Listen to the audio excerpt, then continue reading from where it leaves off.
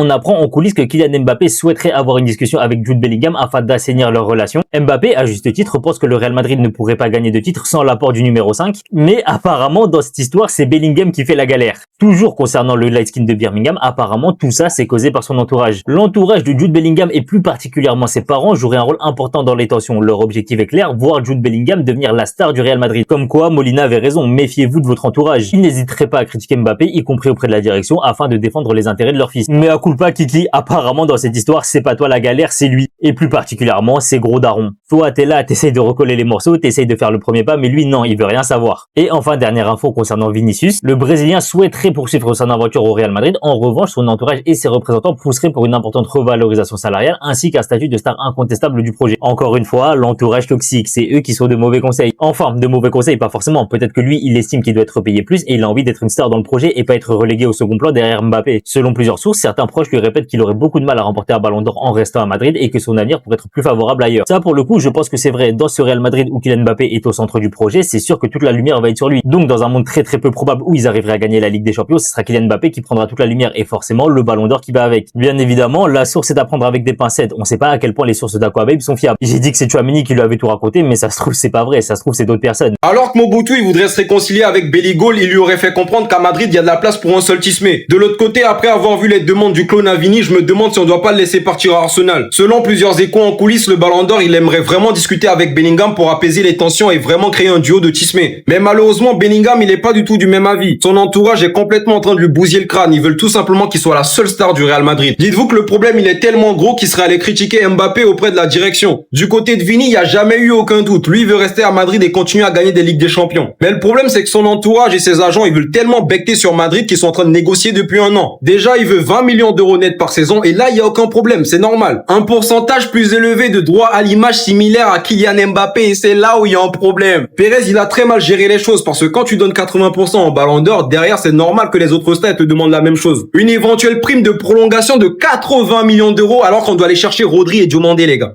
C'est comment là en fait? Et le pire c'est qu'ils sont en train de le convaincre de quitter Madrid parce qu'à ce qui paraît il aurait plus de chances de gagner le ballon d'or à Arsenal. Toutes ces infos me viennent directement d'Aquababe, j'aurais jamais pensé l'utiliser comme source pour mes vidéos. Mais quand tu vois les bonnes informations qu'il nous a sorties après le combat Tchouaméni-Valverde, t'es obligé de le croire. En attendant de votre côté, n'hésitez pas à me donner vos avis, à vous abonner, sinon encore une fois c'était votre Casillas pour nouveau. Bellingham déteste Mbappé. Ah mais ça de toute façon les deux ne peuvent pas se voir hein. Les deux ne peuvent pas se voir.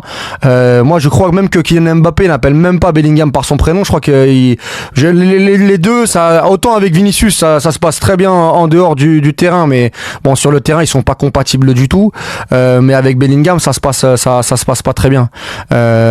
Donc je crois même que Bellingham par rapport aux soucis qu'il avait eu avec Tuchel, je crois même que Tuchel avait demandé à Kylian Mbappé de rabibocher les deux ou en tout cas de lui faire comprendre certaines choses et que Mbappé a pas donné suite.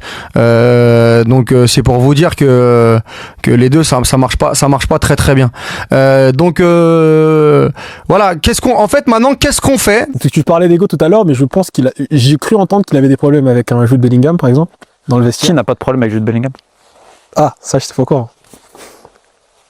Ah, disons que Bellingham, le problème c'est que tu mets Bellingham, Valverde, tu vois, compliqué hein.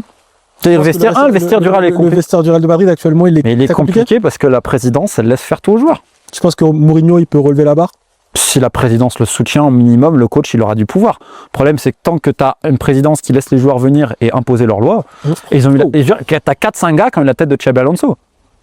Mais qui était contre Xabi Alonso dans le vestiaire? Valverde, Bellingham, Vinicius, Rodrigo, Hendrick. Globalement, c'est ça surtout. Et pour quelle raison? Parce que les privilèges étaient finis sur certains, tu vois, genre il avait arrêté que certains après le match à l'extérieur ils rentrent pas à Madrid, tu vois. Okay. Les séances vidéo, les ci, les là. Le vrai problème c'était Güler. Ah, parce qu'il a mis Güler. Güler, il est Alonso le met direct. Et là tu regardes Rodrigo qui dit oui, moi je suis un numéro 10. Il a jamais dit ça le gars. Et la section brésilienne, donc ils veulent pas. En fait tous ils voulaient sauter Güler. Tous ils ont voulu sauter Güler. Ouais. Tous. Au final Güler, c'est quasiment le meilleur joueur du Real cette année. Et c'est un grand nez Güler, parce que tu l'entends pas, rien. C'est je pense l'un des rares joueurs turcs aussi qui a fait honneur au maillot pendant cette Coupe du Monde. Donc ils voulaient tous sauter Güler. C'est pas un crack Bellingham, mais il a les qualités d'un très bon joueur. Mais c'est pas un crack, on en a un peu trop fait. Mais au Real, je suis désolé, ce qu'il fait, ce que tu vois, t'es pas sur un crack. Bellingham, il a fait quoi avec le Real? Ça fait 1 an et demi, il est catastrophique quasiment dans l'ensemble. Là, il a fait une très bonne Coupe du Monde, mais c'est pas le Real, les gars. Mais Bellingham, il fait quoi depuis 1 an et demi, les gars, au Real, juste? Tout le monde s'est enflammé après 6 mois de lui au Real et un peu de Dortmund et tout. Il a pas 10 ans derrière, mais carrière. Pour moi, il a été surévalué, Bellingham. J'espère qu'on est tous unanimes ici pour dire que Bellingham c'est un crack. Si Bellingham c'est pas un crack, y'a qui comme crack dans le football? Comment c'est possible que des mecs qui ont autant d'abonnés, autant de vues peuvent avoir des avis aussi catastrophiques et ça passe crème? Les gars, Bellingham il a un maillot retiré dans un club à Birmingham. Il a été élu meilleur joueur de Bundesliga ou un trophée équivalent avec Dortmund. Il avait 20 ans. Top 15 ballon d'or, je crois, au top 20. La Coupe du Monde qui pond à 20 ans, c'est le meilleur joueur de l'Angleterre en 2022. Il a 20 piges. La Coupe du Monde qui pond là tout de suite. La Ligue des Champions qui prend. MVP de Liga. Mais... En fait, si c'est pas un crack, c'est quoi un crack? Dites-moi. Dites-moi c'est quoi des cracks? Le mec, c'est un 2003. Il a que 23 ans. J'ai jamais vu un jeune avec un bagage comme il a, avec un palmarès qu'il a. Et tout ce qu'il a accompli sur un terrain de football. Il peut tout faire, le mec. Il défend, il attaque, il construit. C'est du jamais vu. C'est du jamais vu. Et là, lui, c'est pas un crack. Bah, dites-moi, il y a qui comme crack, en fait, dans le football? C'est quoi un crack? Ouais, sa saison, c'est surévalué, c'est... Le gars, à Dortmund, il est nominé au Ballon d'Or, ça suffit pas. Au Real, il vient, il a 2 doigts de l'avoir, ça suffit pas. En gros, si tu fais une saison de moins bien, t'es plus un crack, en fait. C'est comme ça qu'on juge un crack, maintenant, apparemment. En gros, là, il y a des joueurs que vous considérez comme crack. Je sais pas, moi, Yamal, des cracks comme ça, là. Yamal, Désiré Doué, par exemple. S'ils font une saison de moins bien, ah bah, c'est plus des cracks. Les gars, Bellingham, c'est un crack générationnel. Que vous le vouliez ou non. Peut-être que je fais long dans générationnel, mais c'est un profil de joueur, un type de joueur. Et ce qu'il a accompli, il a 23 ans, c'est un 2003. C'est quoi un crack alors? J'aime pas cette question. Non, j'aime pas cette question.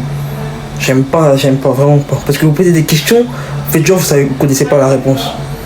Quel joueur est le plus technique entre Dani Olmo et Jude Bellingham? On n'a pas dit quel joueur qui a remporté le plus de trophées ou quel joueur, je sais pas quoi, qui a remporté le plus de Ligue des Champions, quel joueur est le plus technique. Et laissez-moi vous dire qu'en termes de technique entre Dani Olmo et Jude Bellingham, il y a 3 mondes d'écart.